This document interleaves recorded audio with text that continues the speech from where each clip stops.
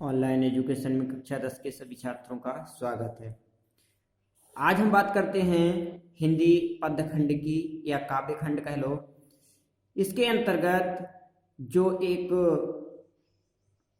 पहले आदिकाल आया और दूसरा पूर्व मध्यकाल आया। आदिकाल के बारे में हम कल समझा चुके हैं आपको।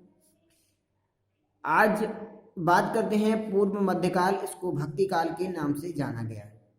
आप लोग इसे ध्यान दीजिएगा। तो पूर्व मध्यकाल या भक्ति काल को दो भागों में बांटा गया। ध्यान देने की बात है, एक निर्गुण भक्ति धारा और दूसरी सगुण भक्ति धारा। ठीक है, पहली निर्गुण भक्ति धारा और दूसरी सगुण भक्ति धारा। ठीक है, हम बात करते हैं पहले निर्गुण भक्ति धारा की। निर्गुण भक्ति धारा को भी दो भागों में बांटा गया। पहली जो है ज्ञान मार्गी और दूसरी हो गई आपकी प्रेम मार्गी। ठीक है, पहली ज्ञान मार्गी और दूसरी प्रेम मार्गी। अब हम बात करते हैं कि ज्ञान मार्गी के प्रमुख कवि कौन कौन से हैं। तो ज्ञान मार्गी के प्रमुख कवि हैं कबीरदास जी और रैदास जी। ठीक है, और इसी लाइन में आप आ जाइए दूसरे वाले का, सेकंड का प्रेम मार्गी। तो प्रेम मार्गी के प्रमुख कवि हैं मलिक मोहम्मद जायसी और कुतुबन। ठीक है,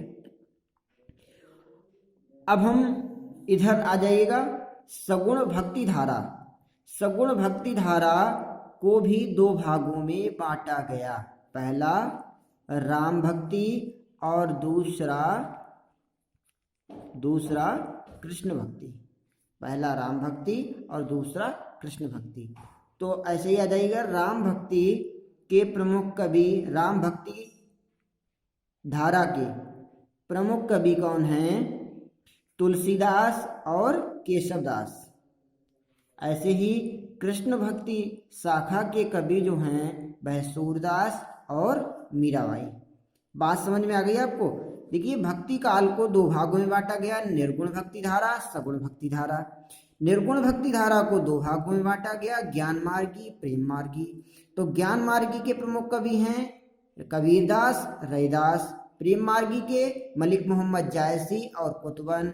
इधर आ जाएगा सगुण भक्ति धारा को भी दो भागों में बांटा गया, राम भक्ति और कृष्ण भक्ति। राम भक्ति के प्रमुख कवि हैं तुलसीदास और केशवदास। कृष्ण भक्ति के कवि हैं सूरदास और मीराबाई। बात समझ में आ गई? ध्यान दीजिएगा। इसी क्रम में एक प्रश्न है, भक्ति काल के प्रमुख विशेषताएं बताइए। तो भक्ति काल की या कह लो पूर्व मध्यकाल की जो प्रमुख विशेषताएं थी वे थी भक्ति भावना की प्रधानता, नंबर 2 प्रेम की प्रधानता और स्वांत सुखाय और माया की निंदा और गुरु महत्ता का वर्णन। ये भक्ति काल की प्रमुख विशेषताएं थी। ठीक है, बात करते हैं अगले प्रश्न की कि निर्गुण भक्ति धारा के प्रमुख दो कवियों का नामोल्लेख कीजिए।